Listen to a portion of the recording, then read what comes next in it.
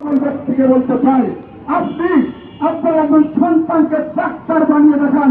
একজন ডাক্তার হতে কত মেধা লাগে, কত শ্রদ্ধ লাগে, কত অর্থ ব্যয় হয়, কত কষ্ট হয়। আপনারা আপনারা ছেলেকে ডাক্তার বানিয়ে দেন, ডাক্তার হতে বলে।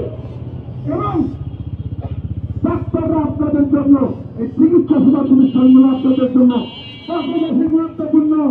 যদি এই অবস্থা চলতে থাকেও আমরা যদি সহ্য করতে করতে কখনো আমাদের সত্যের সীমা অতিক্রম করে যায়, যদি আমরা এই সব কার্যক্রম বন্ধ করি, সারা বাংলাদেশে একদিন যদি এক বেলার জন্য চিকিৎসা সেবা আমরা বন্ধ করে এমনগুলা, তাহলে এই দেশের জনগণ, এই দেশের প্রশাসন, এই দেশের প্রত্যেকটি লোক বুঝতে পারবে স্বাস্থ্য সেবা কি জিনিস, আমরা কি সেবা নিশ্চিত করি, আমরা মানুষের জন্য কখনো কাজ করি। বন্ধুরা, আপনারা জানেন যে আমাদের এই হসপিটালে কত শূন্যতা আছে, কত সীমাবদ্ধতা আছে, কত ঘাটতি আছে। আমাদের এই দেশে সরকারের সক্ষমতা এখনো পূর্ণ হয়ে ওঠে নাকি।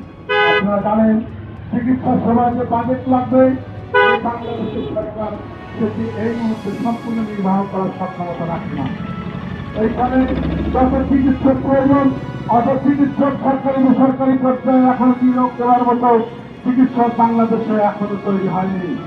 এই বাংলাদেশের সেবা দেওয়ার জন্য নার্সিং এ যত লোক দরকার এখনো হয়ে ওঠেনি। বন্ধুরা, এই সেবা চালানোর জন্য যত হাজার হাজার কোটি টাকা প্রতিনিয়ত সরকারি বেসরকারি সেক্টরে ব্যয় হওয়া দরকার, সেটি সরকারি কিংবা বেসরকারি প্রতিষ্ঠানের কোনো সক্ষমতা হয়ে ওঠে নাই। বাংলাদেশ এখন ইউরোপ হয়নি। বন্ধুরা, বাংলাদেশ এখন বাংলাদেশের অর্থনীতি হয়েছে।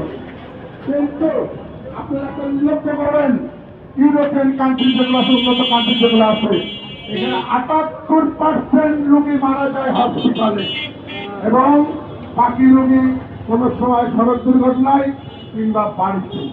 শুধুমাত্র বাংলাদেশ সহ আশেপাশের এই কান্ট্রিগুলোতে রোগীরা বেশিরভাগ সময় বাড়িতে মারা যায়, হসপিটালে আসে সময় এটুকু কম সংখ্যক বলবে।